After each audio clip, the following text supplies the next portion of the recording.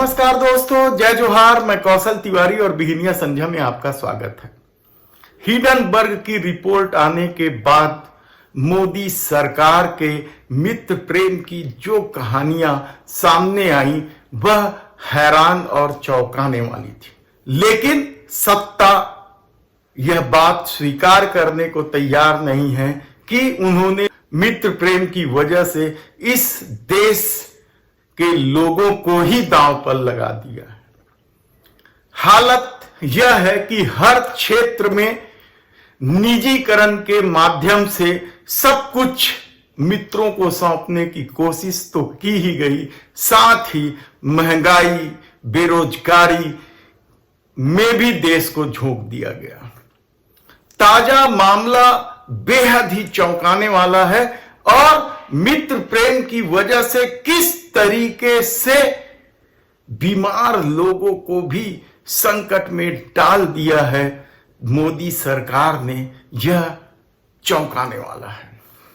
यह चौंकाने वाला इसलिए भी है क्योंकि एक तरफ देश के प्रधानमंत्री नरेंद्र मोदी आयुष्मान भारत का डंका पीटते हैं, तो दूसरे तरफ मरीजों को राहत देने जेनेरिक दवाओं के प्रचार प्रसार में भी कूद जाते हैं। लेकिन भीतर खाने में क्या हो रहा है, किस तरीके से स्वास्थ्य मंत्री मनसुख मंडाविया ने ही मंडोली किया, यह भी किसी से छुपा नहीं है। और किस तरीके से फार्मा कंपनी और मेडिकल काउंसिल को बैठाकर क्या कुछ खेल नहीं खेल दिया गया।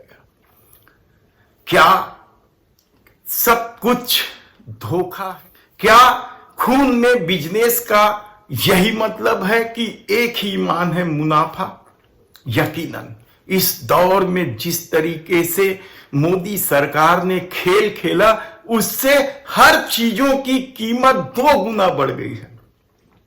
हालत यह है कि सुविधा के नाम पर जो सर्विस टैक्स वसूले जा रहे हैं, चाहे बैंक हो, चाहे रेलवे स्टेशन हो, एयरपोर्ट हो, आप किसी का भी नाम ले लीजिए, किस तरीके से लोगों की जेबें खाली की जा रही है। जुर्माना के नाम पर सड़क परिवहन की यदि हम बात करें तो टोल टैक्स की बात कर लो, आप जुर्माने की बात कर लो, केवल लोगों की जेबें खाली करने की कोशिश की गई। लेकिन इस ताजा मामले तो बेहद ही चौंकाने वाला है। संसद में 40 से अधिक बिल यह कहकर पारित कर दी गई जब हंगामा चल रहा था मणिपुर को लेकर कि अंग्रेजों के बनाए कानून है, ये हम सब बदल देते हैं। और इस खेल में किस तरीके से दवा कंपनियों को फायदा पहुंचाया गया, वह भी कम चौंकाने वाला नहीं है। जो 40 से अधिक बिल पास किए गए हंगामा के बीच, उसमें से एक बिल मरीजों को लेकर भी था, मरीजों की सुविधा को लेकर था कि यदि कोई दवा कंपनियों की दवा से, यानी स्तरहीन दवा से यदि किसी मरीज को नुकसान होता है, उसकी मौत होता है, तो 2 साल तक की सजा थी। और इस कानून को बदल दिया गया। क्यों बदला गया कोई नहीं जानता, लेकिन हकीकत यह है कि इसे सिर्फ दवा कंपनी को फायदा पहुंचाने के लिए बदला। कोई पैरासीटामॉल का रैपर लगाकर अंदर सल्फास की गोली बेच दे और मरीज खा के वो मर जाए, बीमार पड़ जाए, या उसकी बीमारी और गंभीर हो जाए, तो भी दवा कंपनियों को कुछ नहीं होगा, क्योंकि यह कानून संसद में बदल दिया गया। इसके अलावा जेनेरिक दवाओं को लेकर क्या कुछ प्रचार प्रसार देश के प्रधानमंत्री नहीं करते हैं, लेकिन इसे भी चुपचाप बदल दिया गया और बाकायदा सौदेबाजी हुई है, कहा जाए तो गलत नहीं होगा।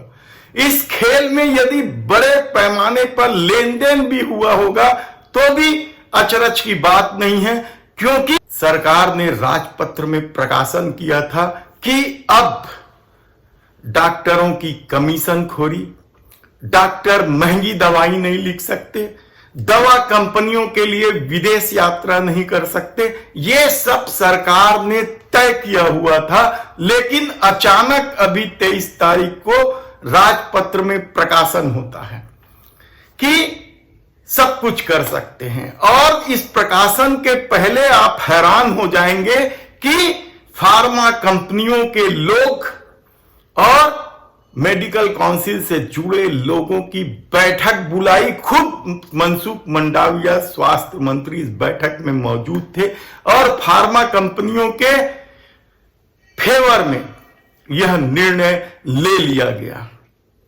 यानी आप सोचिए कि अनाप शनाप, हम ये नहीं कहते कि सभी डॉक्टर ऐसे हैं, लेकिन कुछ डॉक्टर तो ऐसे हैं जो मरीज के आते ही जिस जांच की जरूरत नहीं है वह भी जांच करवा देते थे। इसे लेकर ही कानून बनाया गया था। महंगी से महंगी दवाएं लिखी जा लेकर भी कहा गया था कि नहीं, अब महंगी दवाएं आप नहीं लिखेंगे, डॉक्टर केवल जेनेरिक दवाएं ही लिखेंगे। लेकिन उसे भी एक झटके में बदल दिया गया। क्यों? क्या खेल है? सिर्फ मित्र प्रेम की वजह से? यकीनन इस खेल में हमारे सूत्र बताते हैं कि किस तरीके से मित्र प्रेम की भूमिका रही है कि वे स्वास्थ्य मंत्री और दवा कंपनियों के मालिकों के साथ बैठक कराने में महत्वपूर्ण भूमिका अदा कर रहे थे। हालत यह थी कि इस दौर में किस तरीके से विदेश यात्रा ले जा रहे थे दवा कंपनियां और डॉक्टरों को महंगी गिफ्ट दे रहे थे। अब पेन और छोटी मोटी डायरी वायरी वाला समय खत्म हो गया। अब तो कार दिए जाते हैं, विदेश यात्रा घुमाए जाते हैं, महंगे से महंगे गिफ्ट दिए जाते हैं। अब फिर कह रहे हैं कि यह सभी डॉक्टरों पर लागू नहीं होता है।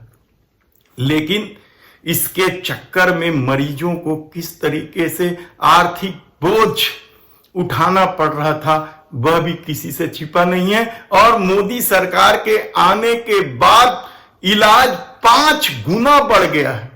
आप कल्पना कर सकते हैं कि एक तरफ आयुष्मान भारत, दूसरी तरफ जेनेरिक का प्रचार प्रसार करने वाले मोदी सरकार के दौर में इलाज 5 गुना महंगा हो गया। लेकिन सरकार ने यह खेल चुपचाप खेल दिया। अब डॉक्टरों को जरूरी नहीं है कि वे जेनेरिक लिखें। कल तक प्रचार हो रहा था इस चीज का। किस तरीके से डॉक्टर कमीशन लेकर महंगी दवाइयां लिख रहे थे। सिर्फ पैरासीटामॉल नहीं लिख रहे थे, बहुत सारी कंपनियां हैं, किसी भी महंगी कंपनियों से गिफ्ट लेकर उनके नाम लिख दिए और मरीज वह दवा खरीदने को मजबूर होता था। लेकिन दवा कंपनियों ने कभी नहीं कहा कि उस कंपनी की दवा जो है उससे हमारी कंपनी की दवा अच्छी। और यह सब खेल चुपचाप तरीके से चल रहा था जिस पर बंदिशें लग गई थी।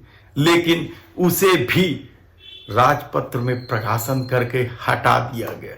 यानी सोचिए कि किस तरीके से आम लोगों के हितों के साथ कुठाराघात कर रही है मोदी सरकार। आप कहीं नहीं मिलेगा आपको इस तरह का खेल कि खून में बिजनेस क्या कर रही है सरकार। ये किस तरीके से लोगों को लूट रही है। हमने बताया था कि किसानों को 1 साल लग गए थे उस खून में बिजनेस के चक्कर में जो 3 कृषि कानून लाया गया था उसे वापस दिलवाने में। और इस बीच किसानों को किस तरीके से जलील भी किया जा रहा था, उन्हें देशद्रोही बताया जा रहा था। लेकिन 1 साल बाद सरकार झुकी थी। महिला पहलवानों के मामले में भी किस तरीके से आंदोलन करना पड़ा था, तब सरकार झुकी थी। लेकिन दवा कंपनियों से चुपचाप बंद कमरे में सौदेबाजी हो गई। तब क्या यह सरकार सचमुच केवल सूट बूट की सरकार है? क्या यह सरकार केवल अपने मित्रों को ही देख रही है और उन्हीं के लिए सरकार है? करेंगे, लेकिन सत्ता जानती है कि हम कुछ भी कर लें, हमारे सामने धर्म और राष्ट्रवाद का ऐसा मुद्दा है जो आंखों में पट्टी बांध देते हैं हमारे राजनीति को अनुकूल करने के लिए। धन्यवाद।